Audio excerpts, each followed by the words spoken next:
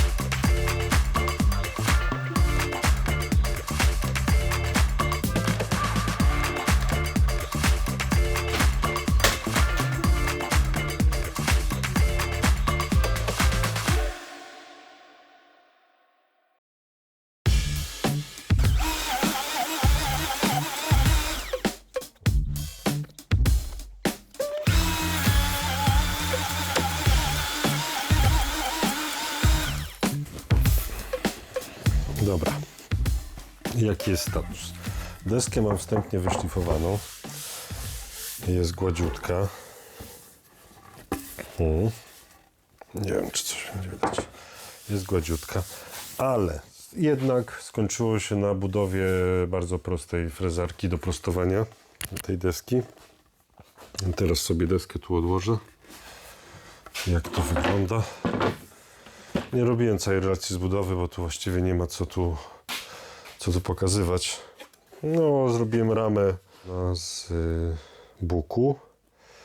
Tu jakieś listewki dałem z klonu kanadyjskiego, akurat miałem po robieniu tej deski, ale tylko tak, żeby się nie ślizgało. Podstawę z MDF 18. No i tak, i teraz mam taką skrzynię.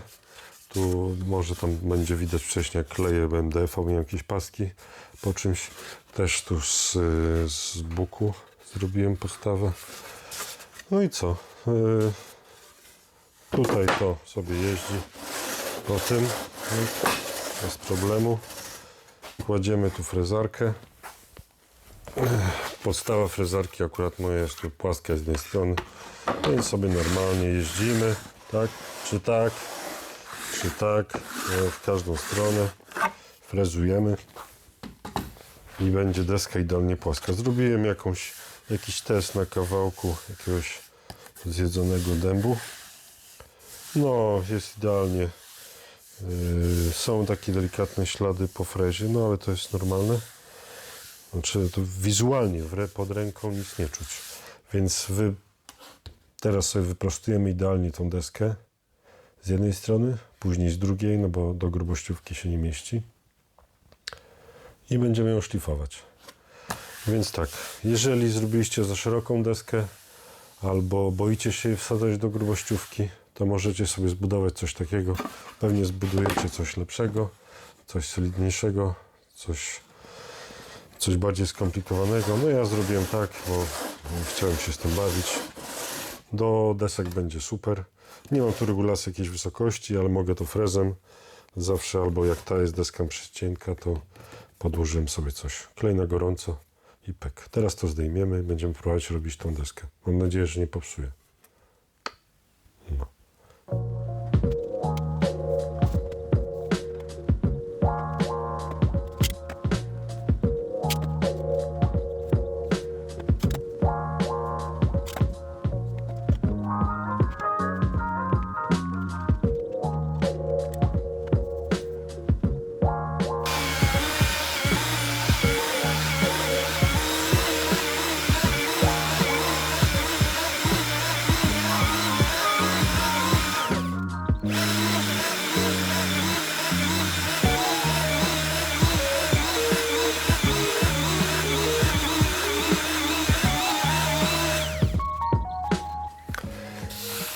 Mamy wyfrezowane już z jednej strony. Wyszło idealnie, ale teraz taka mała ciekawostka. Nie wiem, czy to będzie widać. Chyba widać. Deska, tu ten Purple Heart się zrobił brązowy. I dla tych, którzy jeszcze nie pracowali z tym drewnem, no to taka mała informacja, że to drewno po szlifowaniu jest brązowe. I ta deska po prostu musi sobie z jeden dzień poleżeć musi światło UV do niej dotrzeć i dzień, dwa i no myślę, że krócej. Jutro zobaczymy rano, jaka będzie, ale ona jutro już powinna być fioletowa. Także jakbyście szlifowali to drewno i martwili się, ojej, co się stało, jest brązowe, popsułem, czy coś się dzieje, to nie googlajcie, nie szukajcie, to drewno musi dostać światła, żeby zrobiło się fioletowe. Robi się też fioletowe pod wpływem ciepła. Niektórzy na przykład grzeją opalarką, podgrzewają, robi się bardzo ciemne takie. Jak gdzieś przypalicie, to ono też się nie robi brązowe, tylko fioletowe. Ale spokojnie, jutro jak będziemy szlifować, deska będzie fioletowo-biała, a nie brązowo-biała. Deska jest po finalnym już frezowaniu. Chciałem Wam tak podpowiedzieć. Zobaczcie, tym razem zrobiłem tak, że przykleiłem sobie taśmę do tej podstawy i taśmę do deski i przykleiłem takie, akurat tu z MDF-u, takie małe listewki do tej taśmy i tu też ten MDF przykleiłem do taśmy na desce. Teraz w ogóle nie jest przyklejone tak naprawdę do deski ani do tej podstawy, więc bez problemu możemy oderwać i ten papier tu od deski i ten papier tu od podstawy. I teraz spróbujemy zrobić. Zobaczcie, tu odrywamy sobie bez problemu. Pyk, tak. No. I teraz tu też. Zobaczcie, i to się super trzymało, a tu nie było żadnego, się papier dostał, nie było żadnego tak naprawdę fizycznego przyklejenia do deski, więc nie niszczymy jej podczas odrywania, tak? I nie niszczymy też tej podstawy. Więc myślę, że to jest dobry patent i warto sobie tak, jeżeli coś macie do przyklejenia, do przymocowania na klej na gorąco, warto sobie tak robić.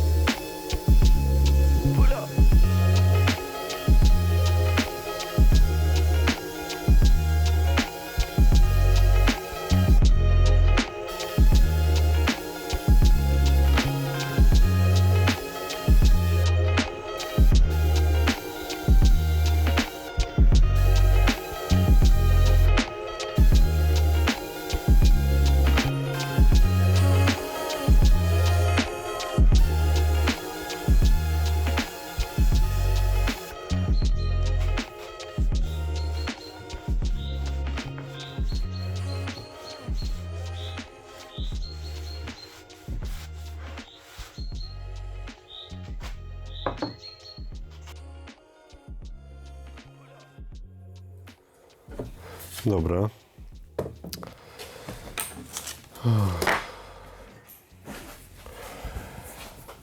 Czas zrobić nóżki do naszej deski.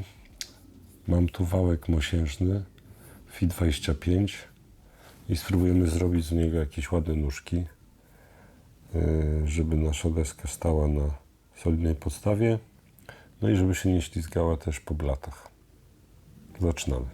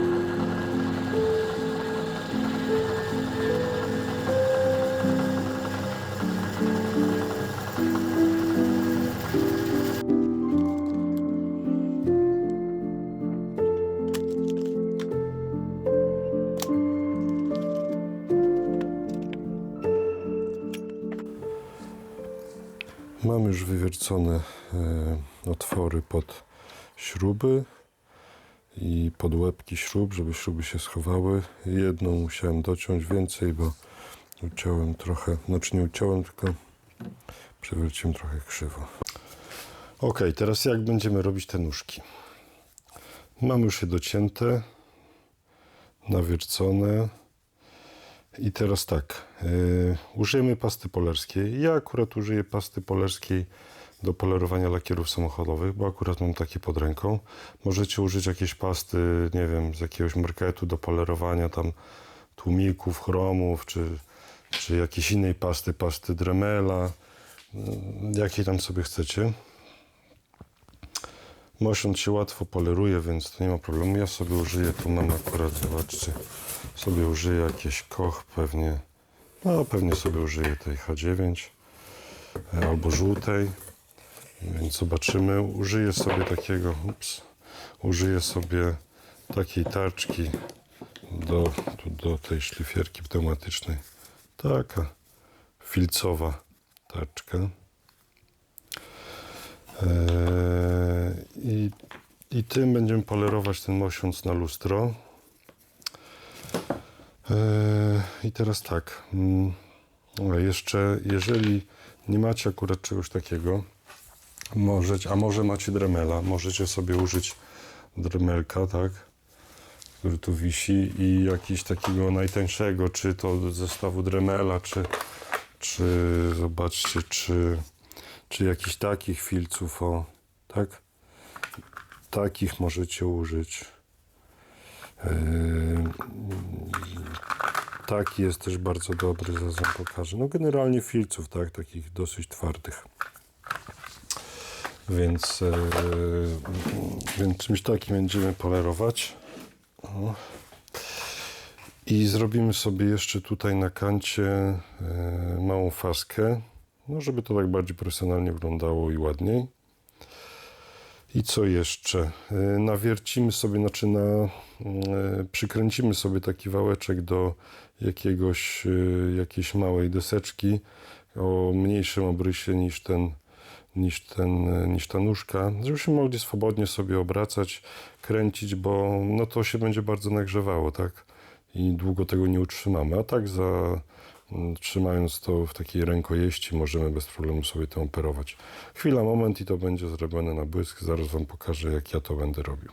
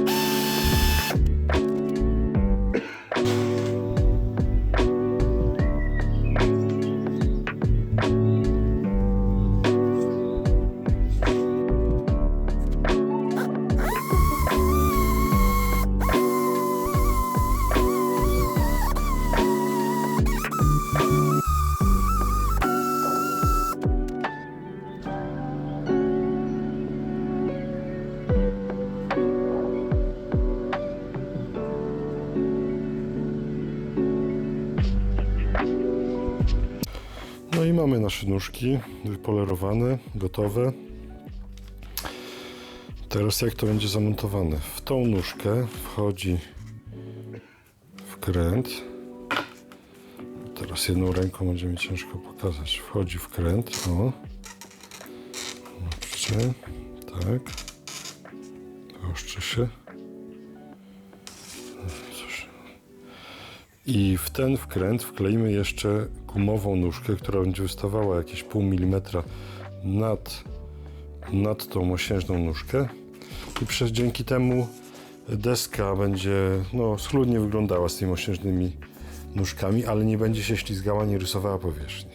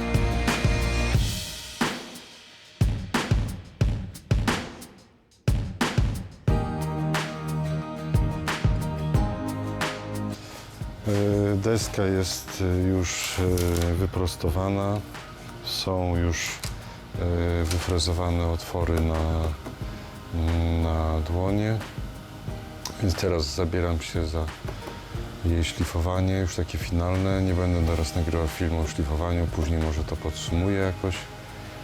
No i biorę się za robotę i zobaczymy, jaki będzie efekt. Przykręcimy jeszcze nóżki. I tak, do dzieła. Ok. Cały czas szlifuję. Jesteśmy teraz na 220 i przed 220 już delikatnie zmoczyłem deskę. Teraz czekamy, aż przeschnie. Jedziemy dalej 220 i już będziemy przed każdą gradacją będziemy delikatnie moczyć, żeby włókna się wzniosły i żebyśmy mogli, żeby była po prostu gładsza jeszcze. Więc dalej czekamy chwilkę i bierzemy się do dalszej pracy. Mamy wyszlifowaną deskę 400. Już jest w miarę ok.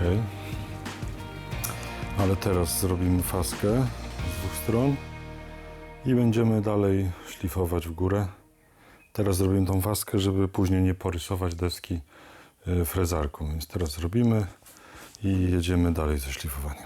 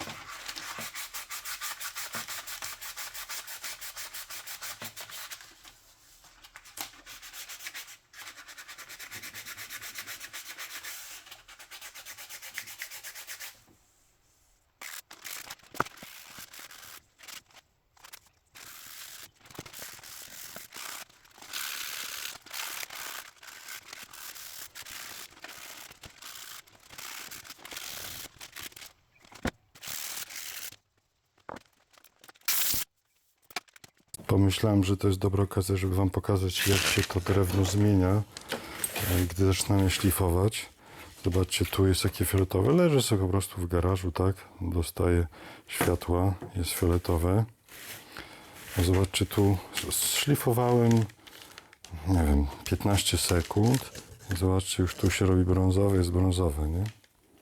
Całkowicie. O, z daleka jest, na pewno widzicie różnicę. Tu jest ciemny fiolet, a tu jest brązowe. I też do wieczora czy jutro rano już będzie fioletowe, tak? Jak trochę zobaczę światła. No, więc nie przejmujcie się tym, jakby co. Dotrwaliśmy jakoś prawie do końca. Teraz trzeba ją zaimpregnować. I teraz czym ja to zrobię? Niektórzy używają oleju parafinowego. No i jakby nie patrzeć, jest to produkt, który powstaje w procesie rafinowania ropy naftowej. Dobrze, pamiętam. Czyli jest naturalny, ale nie do końca jest naturalny, czyli jest syntetyczny, tak? Można tak powiedzieć. Dlatego ja używam oleju lnianego, rafinowanego. Lepiej wchłania się w drewno, jest całkowicie naturalny. I chociaż olej taki czysty, parafinowy jest też używany w przemyśle spożywczym i kosmetycznym, no to wiadomo, olej lniany jest bardziej naturalny, przyjazny środowisku i może mieć też kontakt z żywnością.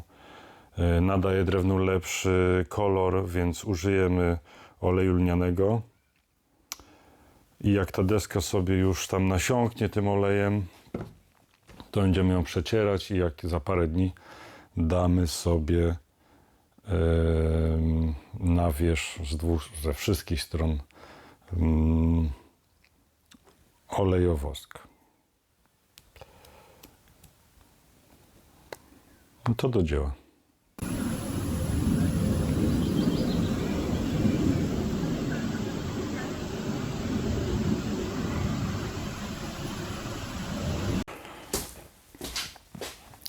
Deskę mamy już wyszlifowaną po raz kolejny. Jeszcze miziałem ją 1500, trzem, moczyłem i dopiero jak już po moczeniu nie czułem różnicy, to jeszcze z raz, dwa przejechałem. Jest po prostu i wizualnie, i w dotyku, no jest po prostu kawałkiem szyby, tak? I teraz będziemy ją impregnować. Poczekamy trochę, parę godzin, może do jutra i wycieramy. Niedługo będzie gotowa. Już się nie mogę doczekać. Aczkolwiek powiem wam, że ten proces impregnacji jest z jednej strony bardzo przyjemny, a z drugiej strony trochę go nie lubię, bo jeżeli zauważę jakiś błąd, to już go jest ciężko poprawić, tak? Dlaczego? Bo już wam się będą papiery ścierne, tarczki,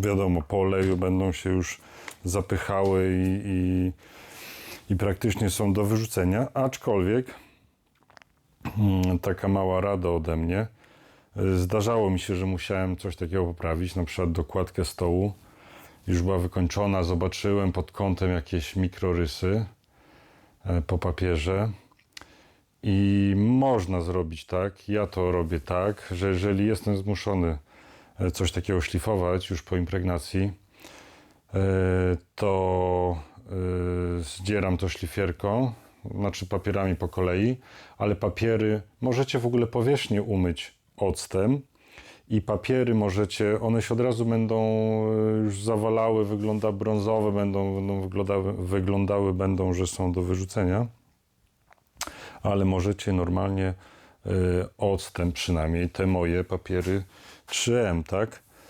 Kubitron, możecie szczoteczką, z wodą, z octem wycierać i one będą wysuszyć je, czy suszarką, czy położyć do wysuszenia, będą jak nowe.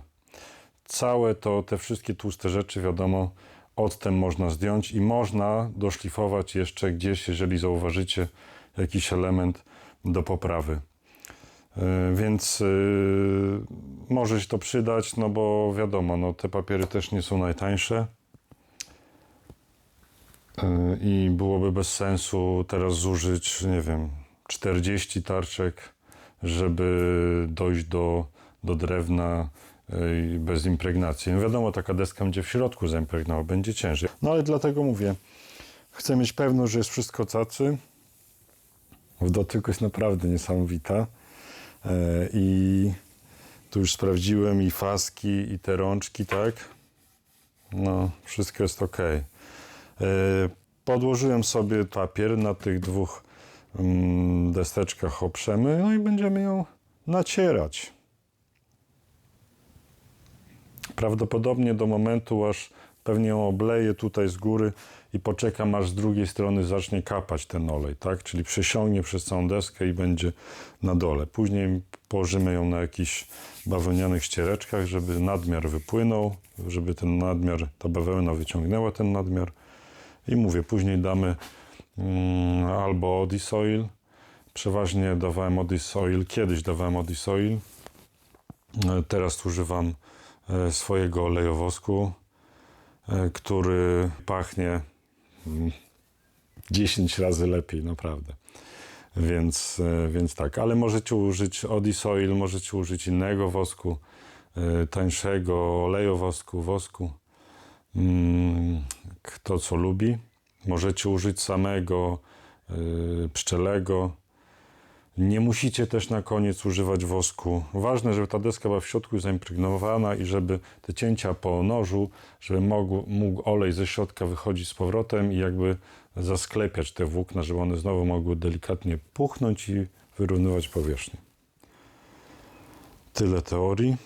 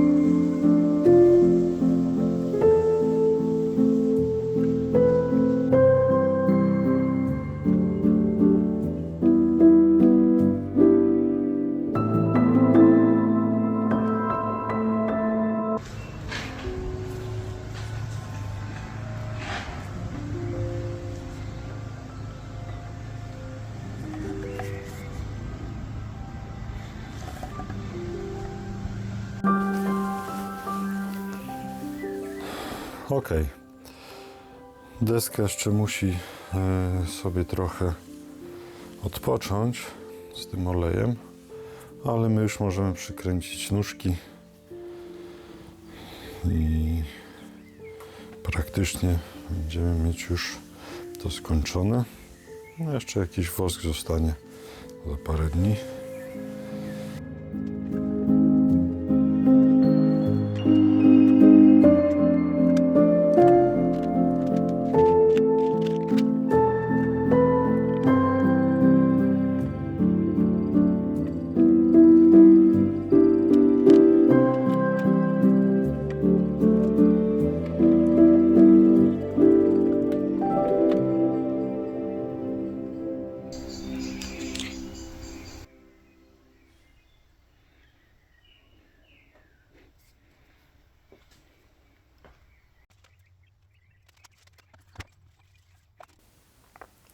Dobra, moi drodzy, deska jest właściwie skończona.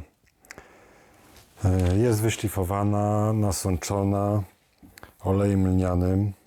Postała sobie z tydzień. Już jest jakby sucha, tak? trochę na dole jeszcze musimy ją przetrzeć,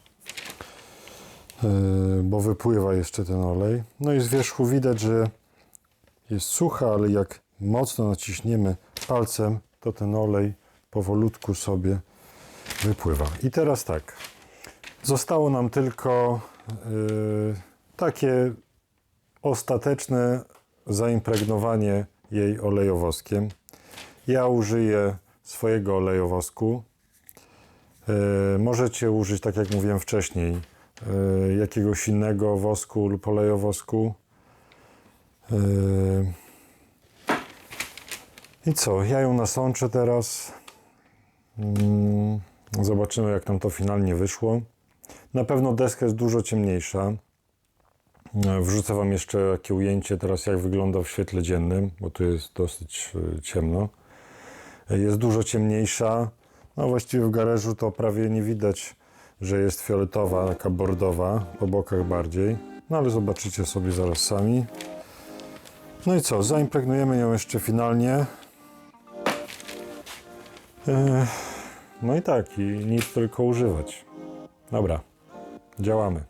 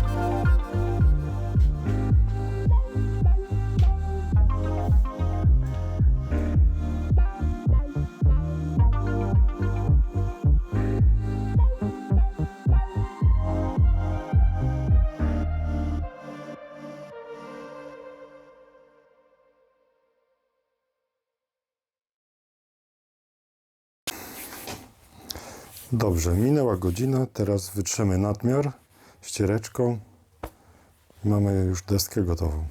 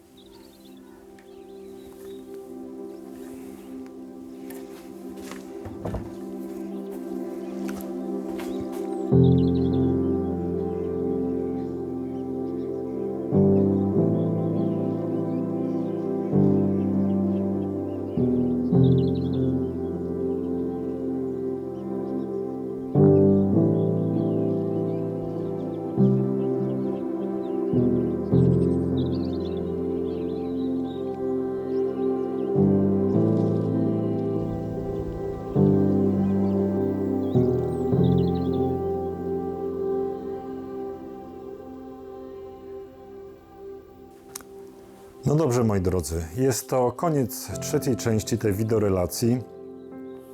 Deskę mamy już skończoną, gotową do użytkowania. Powiem Wam, że była to najtrudniejsza deska, jaką wykonałem. Robiłem już różne deski, na przykład z efektem 3D, ale ta wymaga naprawdę bardzo, bardzo dużo pracy, cierpliwości. No ale efekt końcowy jest naprawdę fajny.